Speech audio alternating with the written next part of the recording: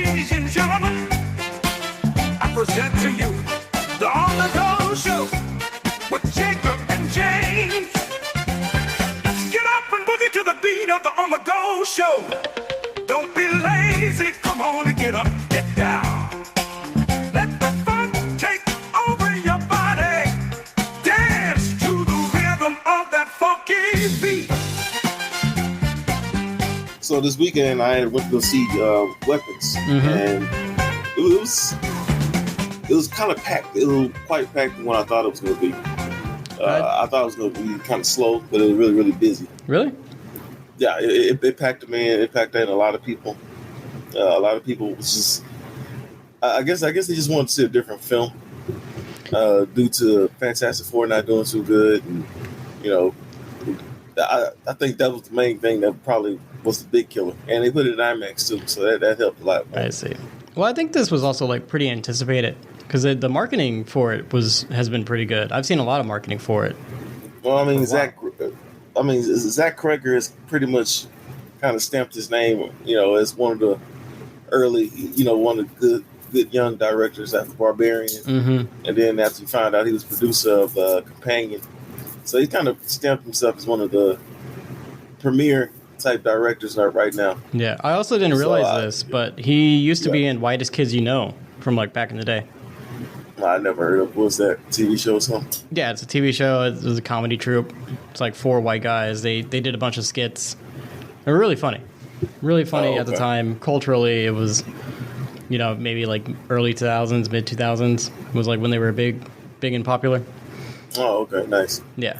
But so this was, his second directorial debut of doing the movie. So a lot of people were trying to see, okay, what's going to be the bait and switch? Because he kind of has that M. Night Shyamalan thing where he goes into, he'll give you all the characters that's in the play, in the play, and then he'll go and change things up in the second half of the film. And so far, it's worked out. I mean, this is the first Barbarian. When you did Barbarian, they showed absolutely nothing. It was just a couple.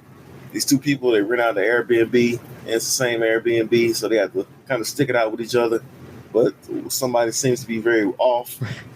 Which is a ridiculous premise, honestly. Like in real life, that would never happen, right? You'd be like, one of us has to leave. It's a ridiculous premise, so you're not really expecting much from it. Yeah. But, when you see who's in it, and then you get further into the film, you find out it's way, way more to the movie than just that. Yeah. So I was expecting the same type of feel with this movie. And, Julia Gardner, Josh Brolin, who are really good together. They have great chemistry. It's not just them. It's just in the film. It's also an ensemble piece because it shows a lot more characters in play. You have a little kid named Alex who didn't get abducted. And then you have, the police officer, and then you have a crackhead. And it's like all these different characters clash, and it all adds up at the end. And without giving the film away, I gave it an 8.6 on my reviews. And I like the movie, but I felt like this time around, I kind of figured out what was what. Oh, yeah. When a certain person came through, when the villain of the movie comes through, I was like, oh, okay, well, this is what happens in the film. Yeah. There's an aunt that comes by, and she looks weird. She looks really, really weird, like a clown, almost like a Joker. I've seen her. She doesn't fit the aesthetic. Yeah, she doesn't fit the aesthetic. It's Ed Harris's wife, and she was in. I only known her for like 2 movies. She did Field of Dreams and Uncle Buck. So when I saw her, I was like, oh, I didn't know she was in there. Because I told her I was so keyed in on the kids missing, and is it a zombie or is it a monster or is it something that's possessing them? Yeah. And once you find out that it's something totally different, it has nothing to do with witchcraft, then I was just kind of like, okay, all right, I guess. It was still a good film. I enjoyed it a lot. I probably watch it again if it came on streaming. But I wasn't as amazed with this one like I was with Barbarian. Oh, really? Yeah, I wasn't as amazed with it. I still liked it. I didn't hate it. I gave it 8.6. But I just felt like there were certain things that could have been left out. There was some plot points in the film too that appeared that was never really covered. And I was like, we never. I would like to have him talk about that, or have the movie further explain those different plot points, because it was never talked about again. You know, Josh Brolin has a dream, and he sees like this AR gun on top of this house, and it was like a little video game. It was like a video game like, weird. And had nothing to do with anything else in the film. You know, it was just kind of weird how that played out. So it was just like different little things, and that's just a small example. I don't want to give the film away from anybody that's gonna watch this movie, because I know there's are a couple people that are listening that that saw my early review on Instagram, and they thought they said they were gonna listen to it on my podcast to get a full review of it. So I don't want to give anything away, but it's a good movie. It's a really, really good, solid movie. It made a lot of money, and very unexpected, by the way, because Warner Brothers didn't expect this movie to make so much money. But it's not a horror film, in my opinion. It's more of a thriller. It's more of a mystery thriller. You know, the ending is where it really kind of falls apart for me. You know, it went from being serious to being somewhat dark humor to just being, it had dark humor just being silly. Well, that's how Barbarian. That's how Barbarian kind of was, right? With like Justin Long's character, it became like a dark comedy. It like switched up like halfway through. There was some silliness in there, which again, I think that speaks to Zach Cregger's history and a comedy troupe from Whitest Kids You Know. So I think there's like a little bit of that in there. Yeah. Because once I found that out, I was like, oh, that kind of actually makes a little sense now. And look, I don't hold me to it, because if I watch the movie again, I probably might change my opinion of how that movie ended. I'm like, okay, you know what? Because that's how I felt about Nope. When Nope came out, I didn't like Nope. I didn't like Nope at all. And I saw it a couple more times. I'm like, you know what? I kind of like this film. Yeah. I kind of like it. So the opinions change once you see a film a certain amount of time. So right. I don't want to grade it too hard, but right. I didn't like the ending of the film. I see. Okay. Well, I mean, it seems like a good movie. I remember somebody had equated it to like, it looks like it might be like a Pied Piper story. And Pied Piper is a very, very dead on. Yeah. It's very dead on. That sounds like a pretty accurate prediction as to what the movie is going to be. I mean, there's some type of force that's leading them away from their house. It's a force that is leading them away, and it's something you don't know what it is, but it's something that's leading them away from their houses. Right. I mean, still sounds interesting for sure. It's a very good film. I definitely highly suggest people should watch it. It's very gory at times, very gory in certain places. And I did laugh at some of the jokes. Like, I don't want to sit up and say I didn't laugh at everything. I did laugh at some of the little small little anecdotal jokes. But I'm just, for me, the ending, I didn't like the payoff. Right. I just didn't like the payoff. I gotcha. Yeah. But I feel like the marketing for the movie was really good, and I think that's kind of why the turnout was as big as it was, because it had a lot of good marketing, had a lot of like mystery around it too, like even with the trailers, like nothing too much was given away. So I think the advertising was pretty spot on for it, and it got the people in the seats, which works. And unfortunately, you don't see that a whole lot with like other movies these days. The movie marketing business is kind of like a roller coaster, right? It's like every other movie nails it, or they don't really do it too well. But like with Weapons, the like theaters were putting the little silhouettes of the children on the windows to like really advertise for the show or for this film. So I think that really helped. Yeah, that's my opinion. That's my thoughts. It's been a good week. Well, good week. It's been a good summer for Warner Brothers. Warner Brothers came into the year being very scared because they didn't think they were going to make a lot of money off a lot of these movies. Mm-hmm. But they actually had the better year. They've had the better year. They've actually won the summer, and they might have won the year. Yeah. Yeah. And I saw a story about how they're thinking about doing more original movies, I think, now because they've had such a good run. Yeah. I mean, it's as long as the script is good, that's all that matters. The story is good. Yeah. I mean, the Sinners was an original story, and it worked. Sinners did good. Superman did good. F1 did good. This latest Weapons did good. It's another movie they had too. That really did good. Yeah, they I had a forgot the lot. name of it. Superman. Yeah, Superman's not said an that. original one, but yeah. Yeah, and so they got one battle after another that's coming out with Leonardo DiCaprio. So Oh that yeah.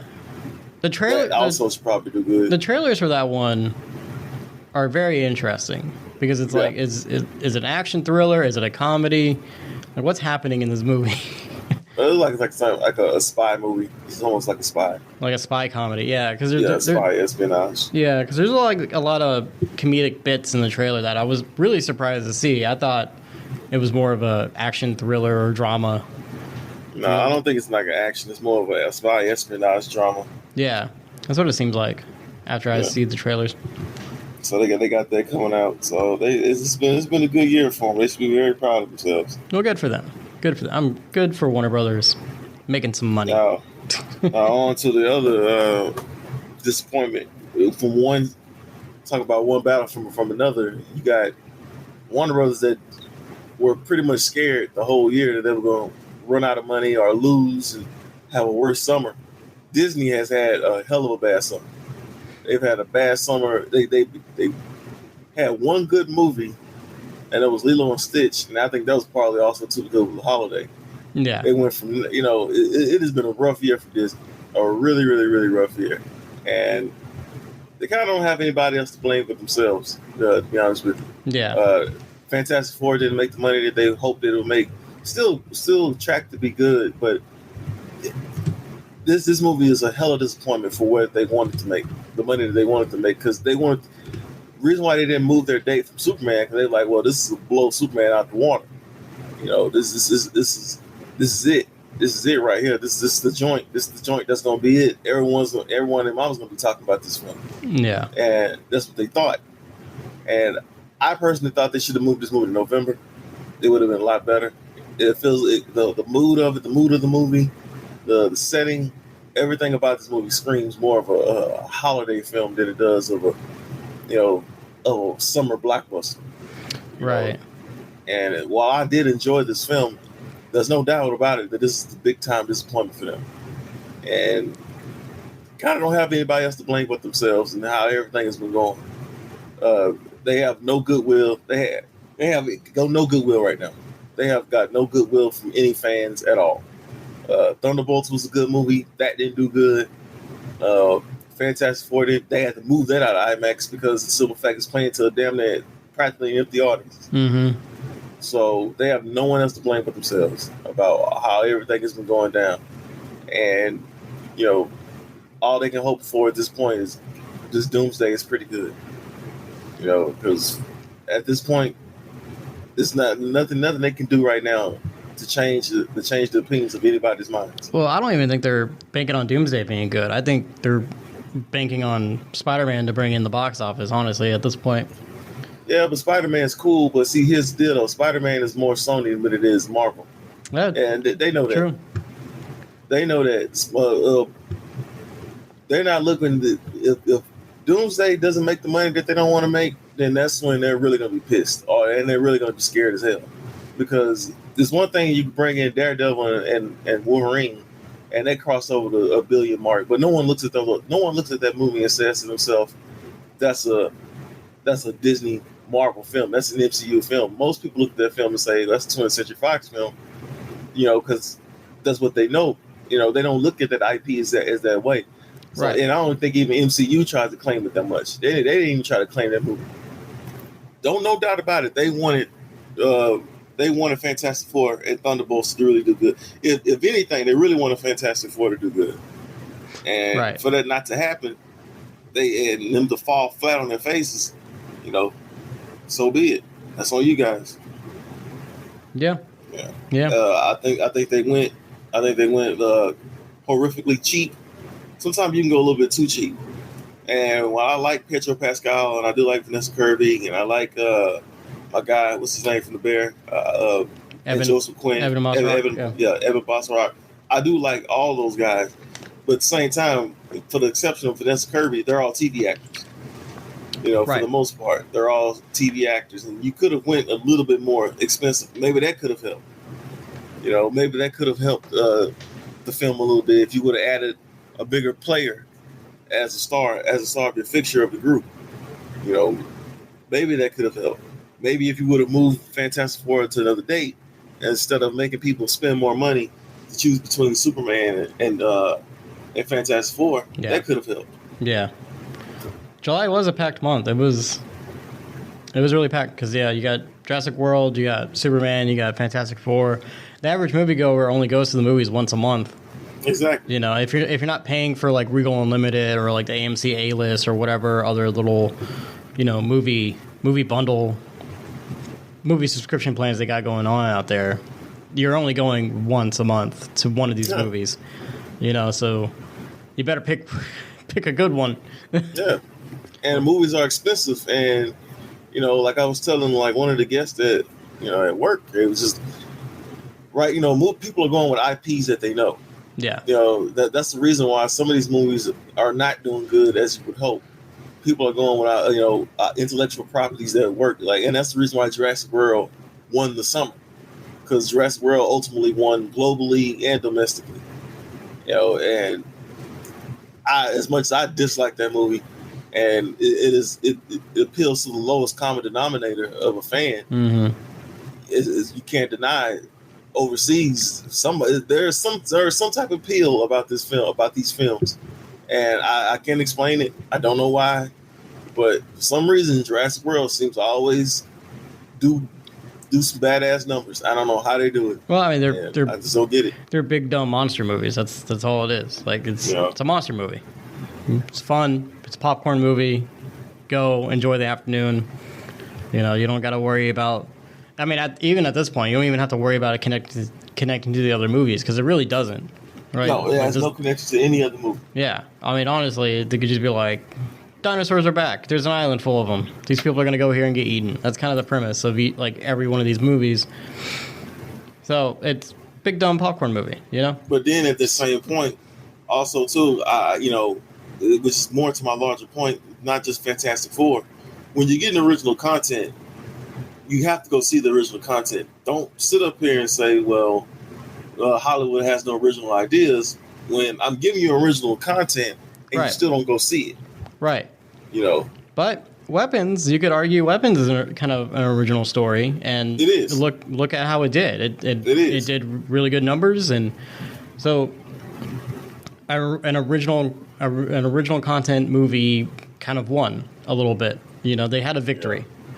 I think it just depends on who the stars are at this point. It really depends on who these stars are, because people are just going for what they know. They just grasping for straws at this point. If Sinners didn't have Michael B. Jordan and Ryan Coogler attached to it, do you think it would have been as big as it was? If you take Ryan Coogler off there, yeah, potentially not, right? Yeah, because that's a good combo. Ryan Coogler and Michael B. Jordan have worked together for years. They usually produce good content when they do work on a project together. So yeah, I don't know if you can make Sinners with a different director actor duo. So you might be right. Yeah. It depends. The audience is fickle. Sometimes it's the star power. Sometimes it's the appeal. Sometimes it's just generating enough curiosity about the film. And again, a lot of it goes into your marketing. How are you marketing your marketing movie? Too as well. How are you advertising it? Are you getting it in front of enough eyes to interest people to be like, what the heck's going on with this movie? There's a lot of factors that go into it, and yeah, because sequels are only going to keep being done on the behest of the studios and the box office. If they see that we can make so much money off this film, then we'll do another one. Right. They're not just doing them out of nowhere.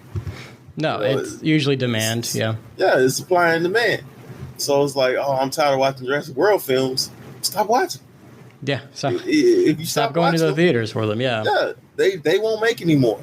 I promise you that they won't make any more. Yeah, like Megan, you'll probably never see another Megan movie again.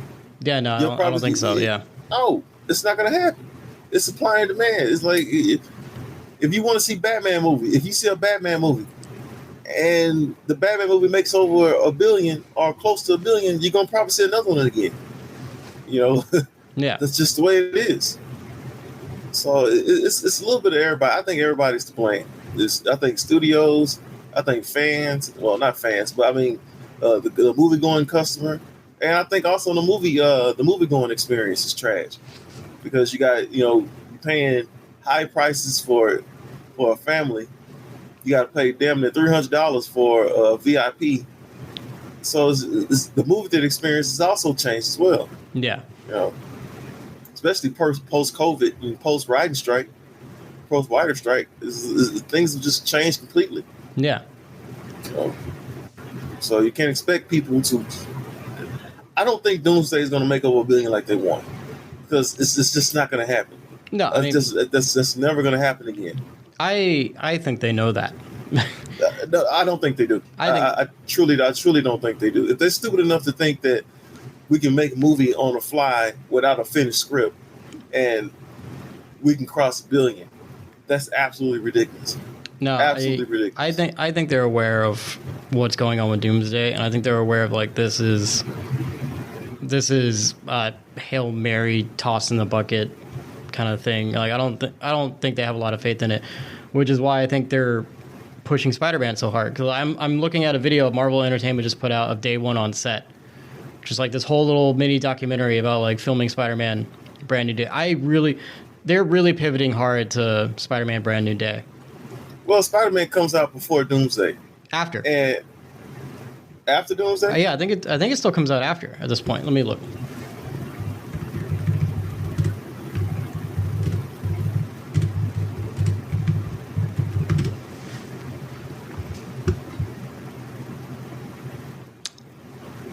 Just before. It says July 31st, 2026. Yeah. So it does come out before. Okay. Yeah. So you're right. It does come out next. Yeah. So when we saw Fantastic Four, they were hinging their bets on this would get the hype started for Doomsday. After that movie flopped, well, not flopped, but for Marvel purposes, after that movie didn't do good, they quickly pivoted to Spider-Man because they're like, okay, well, this is all we got now. This is all we got to hang on to something. But also remember, they pushed back Doomsday. I think 3-4 months ago.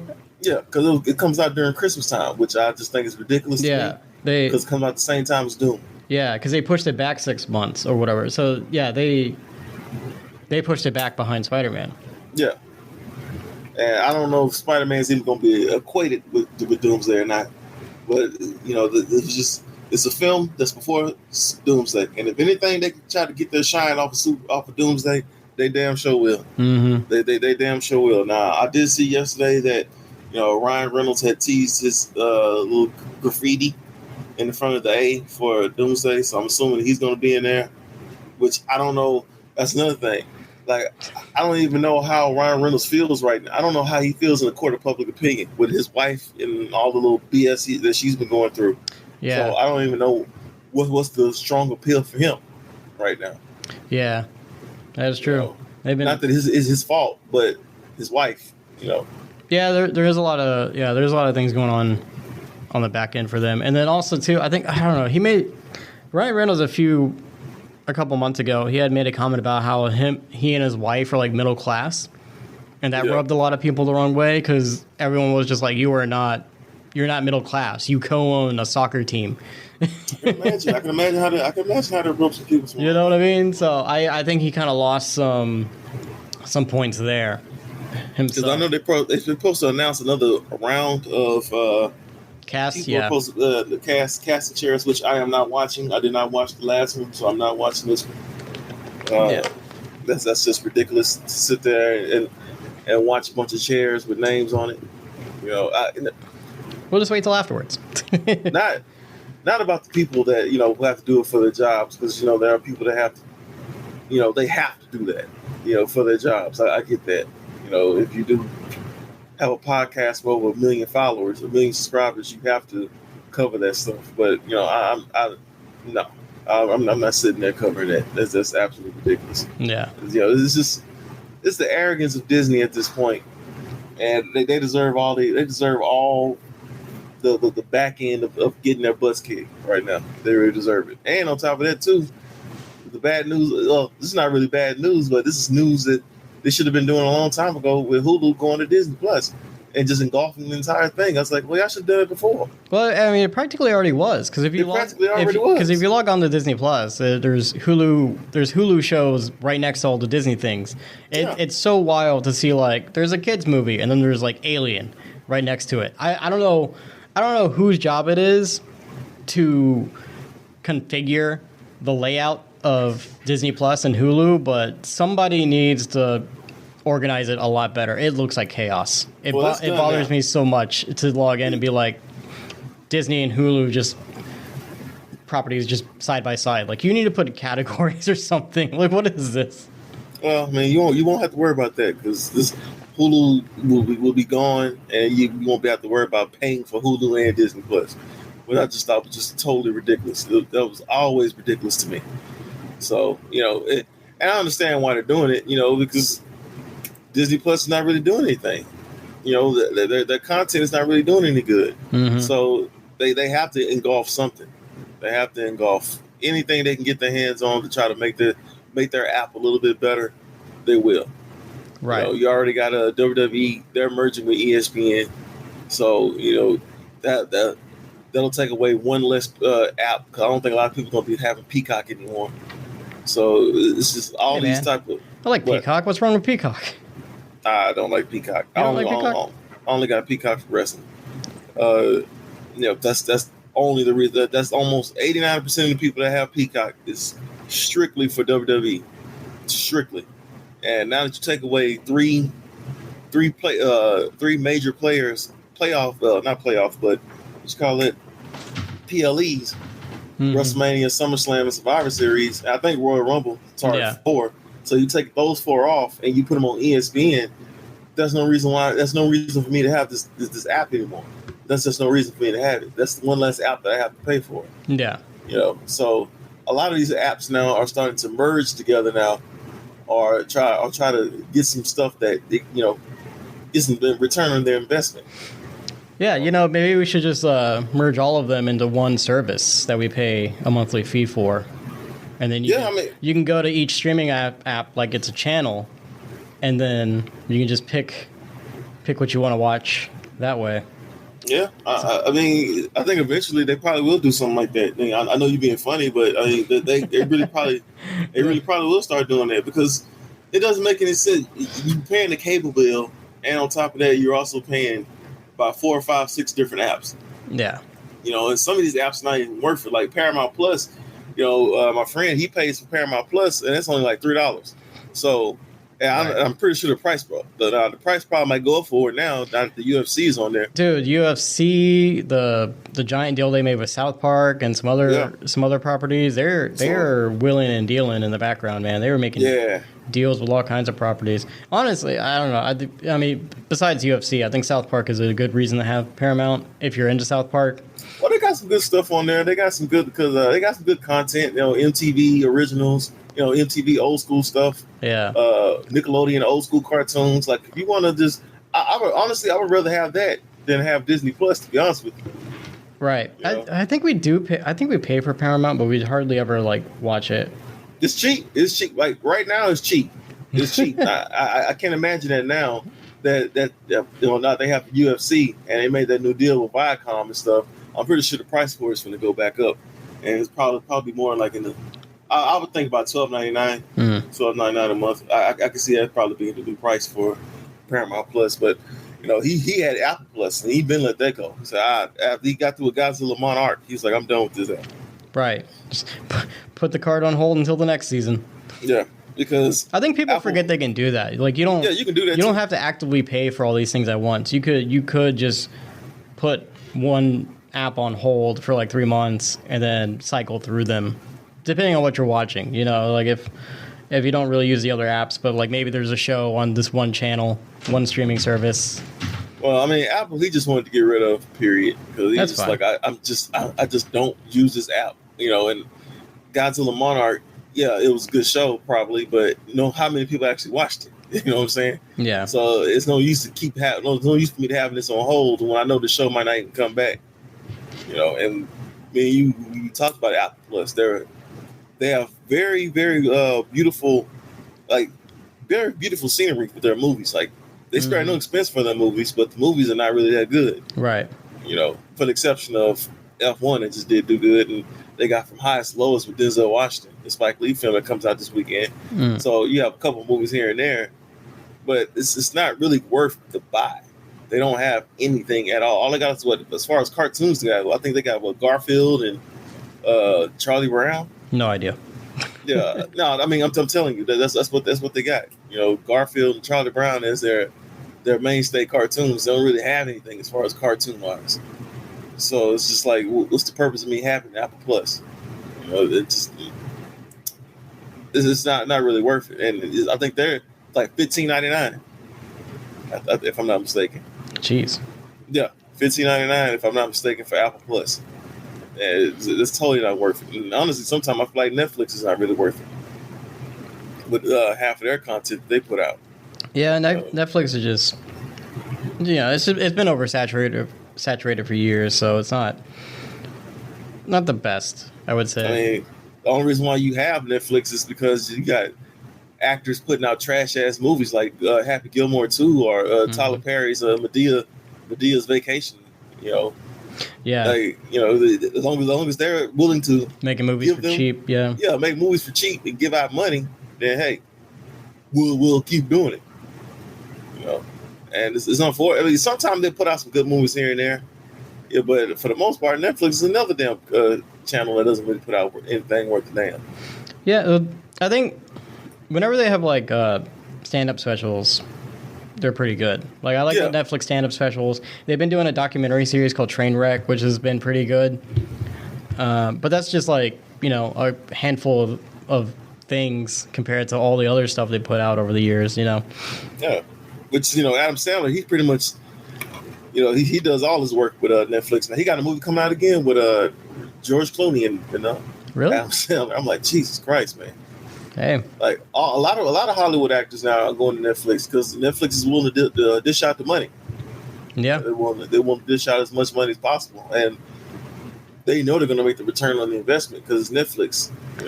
Right. Well, it's funny because like they'll pay all this money for all these big name actors or to work with these big name actors and whatnot, and then they'll cancel like your favorite streaming show after one season because people didn't watch it for 5 minutes, Yeah. And they're very like by the seam of their pants over there. And the sad part about it, like the original shows are actually pretty good. No, they are. It's just the problem is you can't invest yourself into them because half of them or most of them, 90% of them get cut off before they can even finish the story.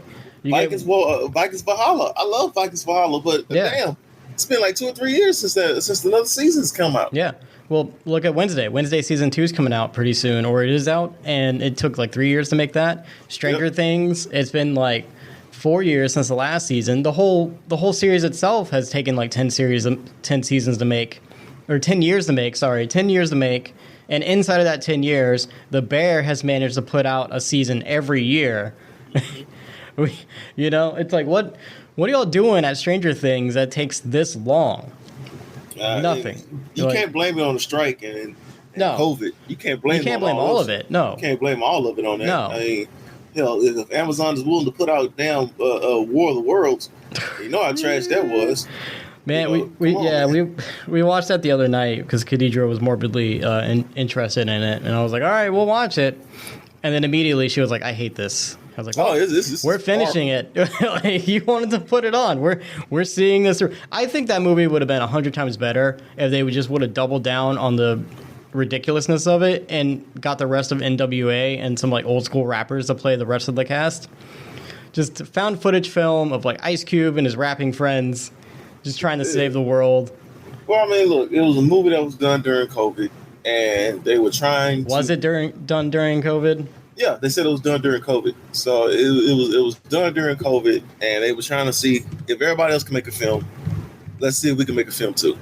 And I would say I commend them on trying to do something different, but it just didn't work out. There was too many blemishes, and it was not enough detail. It's like at least you could do at least try. No, well, yeah, nobody tried in that movie. It's like at least try. I know the movie's during COVID, but you can at least try. Damn it.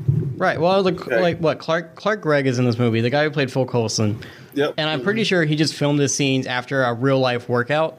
Oh yeah. I mean, because everyone was at home, everyone was quarantined, so they had to do different things around the area. Mm-hmm. So Eva Longoria, that's a scene where she's supposed to be outside, and that was probably like her backyard. Yeah, she was probably in her backyard, and she probably like had to put some rubble on you, put some makeup on your face to make it look like you just got came out of an explosion.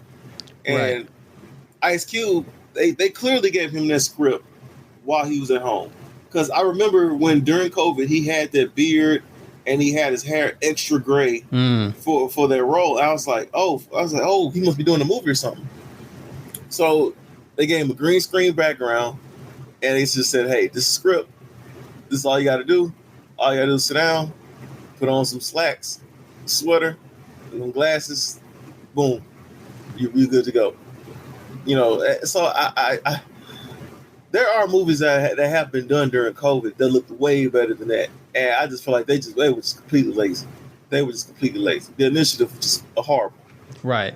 And the whole twist at the end with the son being the hacker, I just thought it was totally stupid. It was. Well, what's funny is the script felt like two scripts. It felt like the original script was like this NSA guy going after this hacker, and then it felt like they bought the script and just like said, hey, let's make it a War of the Worlds movie. Let's make it a War of the Worlds movie. Because that's happened before. That happened with 10 Cloverfield Lane. 10 Cloverfield Lane came out on Netflix a few years ago. It's technically a Cloverfield sequel, right? With John Goodman. Yep. It's set in a basement. And I really liked the movie at the time when I first saw it, and I looked it up, and it turned out that movie was a script called The Basement, and it was just about this man and a woman who was kidnapped by this guy, and he's like really delusional, and they just made that into a Cloverfield movie. And that pissed me off so bad, because I was like, oh man, I actually enjoyed this, and y'all didn't really put in the work to write this film. You just bought a script and then transformed it. Yeah, that's pretty much all they did. Yeah. They didn't give a damn about trying to connect it. And, they tried to connect it to something. Yeah. And it was just a very lazy film, man. It's horrible. And if Ice Cube ever gets upset about it, or he gets upset about people talking smack about his acting, dude, you stop. Let's stop it. Right? I was like, this guy was in NWA. He made the Friday movies. What? Stop. I mean, he's never been a great actor. He's done hokey movies before. It's not. Yeah, he's never been a great actor, but this one in particular just felt like just the lowest common denominator of acting. It was bad. I'm just like, why you didn't even try? No, like, come on, man. Come on now. So it was just a complete mess. No. So you got Amazon that put out trash movies all the time. Yeah. Well, I mean, also the product placement in that movie was just abysmal. Like the whole movie was an Amazon ad.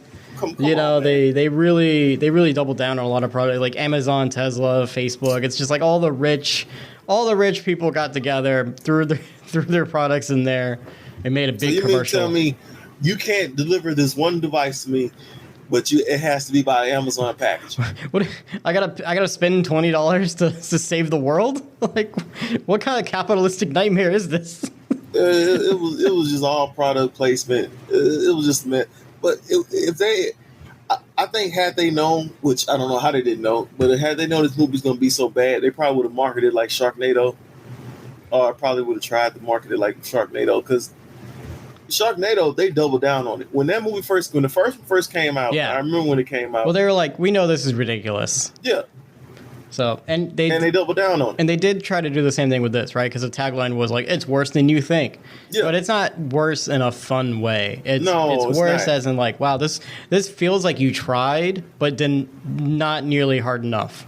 Yeah, exactly. Right? Like, that's why I said it would have been way better if like the cast was all like NWA or like old school rappers. Because then going into it, you'd be like, oh, this is supposed to be ridiculous. All right.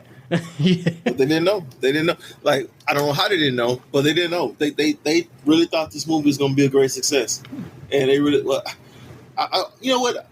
maybe I shouldn't say that. Maybe I don't know what they thought. I don't know what they thought. I just think they said, you know what? Well, I would almost say like, Ice Cube might not have anticipated this movie even coming out at all, because it just kind of seems like, yeah, you filmed it during the pandemic, and they were using this like new at the time technology called Screen Life that they were using. So it kind of seemed like more of an experiment at the time, and Ice Cube was probably like, all right, yeah, this isn't actually going to come out. And then the director went and sold it to Amazon, and then 5 years later, and you're like, oh, I forgot I did this. Yeah. Yeah.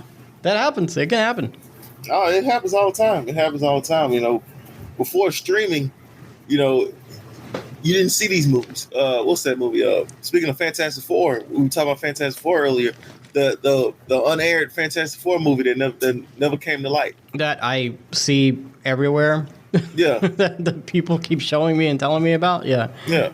Which I've been watched it like years ago, and it's honestly really ain't not that bad. Yeah. I'd rather watch that over War of the Worlds, to be honest with you. Yeah. But back in the day you didn't have that, but now that you have streaming services, they try to sell to the highest bidder. They sell to the highest bidder, which kind of pisses me off a little bit, because if you done that, you mean tell me you couldn't have sold the rights to Batgirl and that Batgirl movie? I'm waiting for that Batgirl movie. Look, the Acme versus Coyote movie ended up getting a buyer, so maybe cross our fingers that Batgirl will eventually get. Well, it probably won't, because DC James Gunn's James Gunn has his claws into DC right now. So yeah, hell no, they'll never see the light of day. No, unfortunately not. If Warner Bros. Didn't have a true CEO over DC, then I'd probably tell you, yeah. You're right, but that's James Gunn and somebody else. Peter Safran? Peter Safran the other guy? Yep, Peter Safran. Yeah.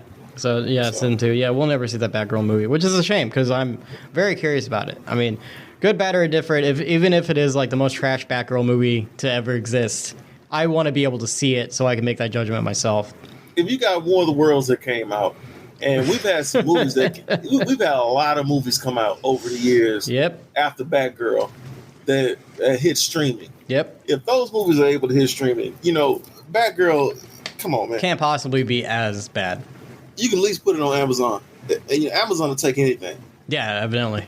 Yeah, they'll take any type of movie you can hand to them, which is another extreme expensive platform that really doesn't have that much going for it other than The Boys. No, yeah, and it's hardly not even worth it, because like every other freaking movie, you have to still rent. You got to rent. Even the War of the Worlds movie. This is an Amazon Prime Video piece of content, and I still got to see 9 minutes of ads while watching this damn movie.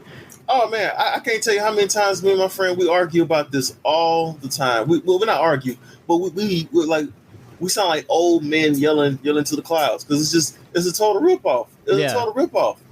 Yeah, it's a total damn ripoff. Right? It's like I pay $16, $17 a month for Amazon Prime. I stopped paying the yearly service just because I don't know. It was a huge chunk of money that come out every year, and I was like, I'd rather just pay the monthly service. It makes more sense to me. But like someone would have to explain this to me. Like, I don't know if someone can, but I wish someone would explain it to me. It's like, why is it that I have to pay for nobody, and it's on another streaming service? It's for free. Yeah.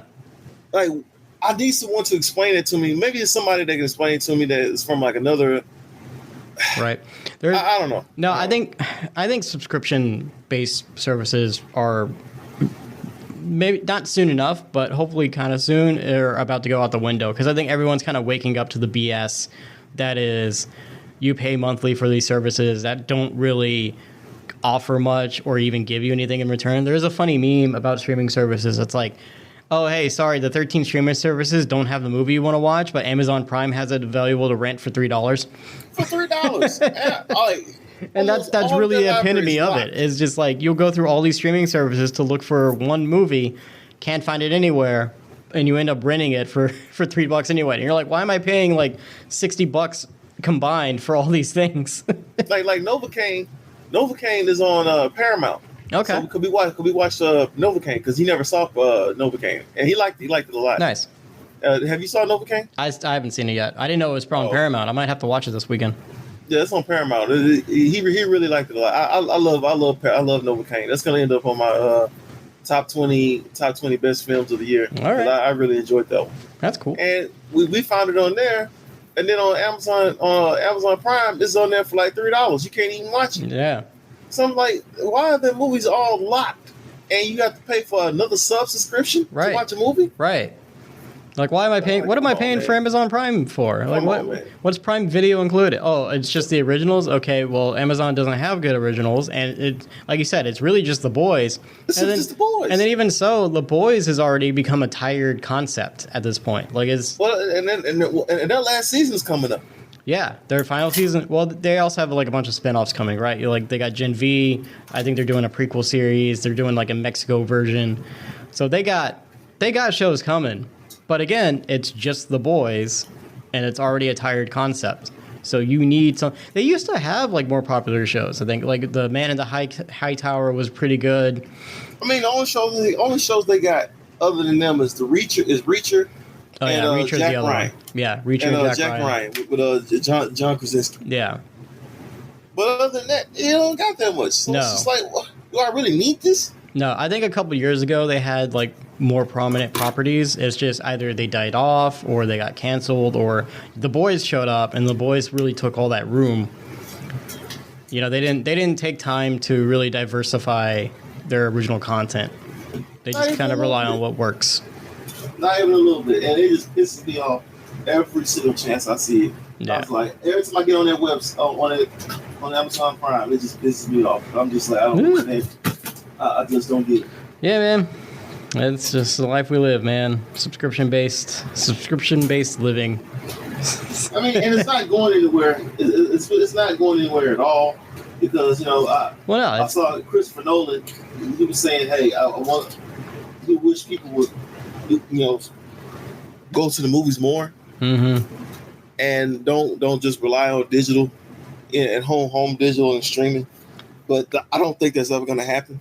Unfortunately, there's an AI Netflix coming out, or I think it already exists. It's like the Netflix of AI it's touted to be called, and I forget the full name of it. But essentially, it is like you can pay for a subscription, and you can go on there and you can write in a prompt of what you want to see. You can generate your own television show with AI, and it's already got a few properties on there. And that is the unfortunate and scary future of content. I haven't seen it yet. Yeah, man. I'll have to send you the article. It's kind of wild. It's crazy. And honestly, like I think it's just like animation right now. But then the animation's not even that good. It's like Rick and Morty styled like animation. Yeah, it's gonna take a long time for that animation to even try to catch up to just a regular style of animation. Right, but it's still just like, oh, if you don't like movies and TV shows nowadays, you can just write a prompt and make your own, which it's kind of cool, but also it takes away all the creativity of it, where it's like, yeah, you don't want to spend time learning how to graphic design and, how to appropriately write a script and how to do all this stuff. Here, AI, here's a prompt. Just write a prompt. But it's wild. It's crazy. So, when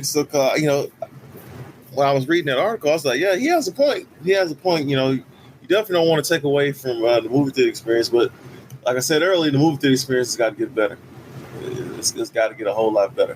You got people talking in the movie theaters. You got prices overpriced, snacks and tickets. So, all the above, everything has to get a little bit better, in order to bring back people to the movie theaters and cut away from streaming services and stuff like that.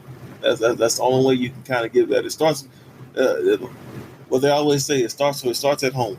That is true. But the good thing is the streaming services, like all the criticisms we talked about, that also keeps streaming services from dominating, right? Is because they still lack a certain amount of convenience. That just started happening. Like a lot of this stuff just started happening. And after we came out of COVID, after they saw how successful streaming services were, then they just went ape wild with it. And they just went ape wild with it and went crazy with it, and didn't think about what they could do better, and they just like, oh, we just put it out here, do this, do that, do this, do that, and they just don't even care no more. Right. So because it didn't used to be like that. Before COVID, streaming services were not like that. No, yeah, you had pretty good quality stuff, but Yeah, like I said, it's right now it's probably a good thing for theaters that the streaming services are becoming oversaturated and they're not really thinking about quality as much as they should.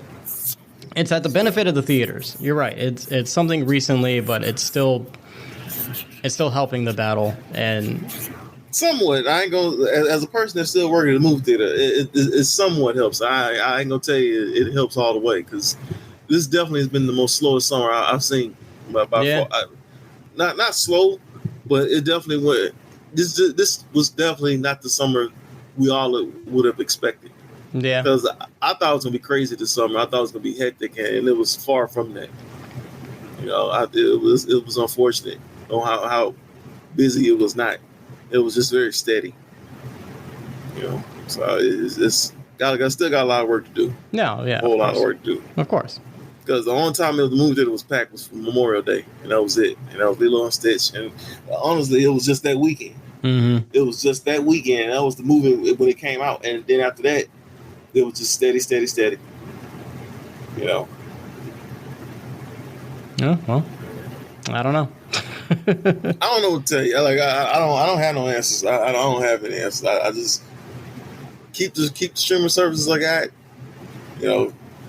Keep the ones I got. Get rid of the ones I don't need. Get on Put some them on illegal pause, websites. do whatever, yeah. Yeah. Yeah. Get on some illegal websites and watch shows that I don't watch on different things, because there's TubeSpot. TubeSpot is also like a free website that you can get on and watch movies. Yeah. And I get on there and watch a lot of movies, and there's no viruses. I don't have to worry about viruses or anything like that. I see. So I use them a lot.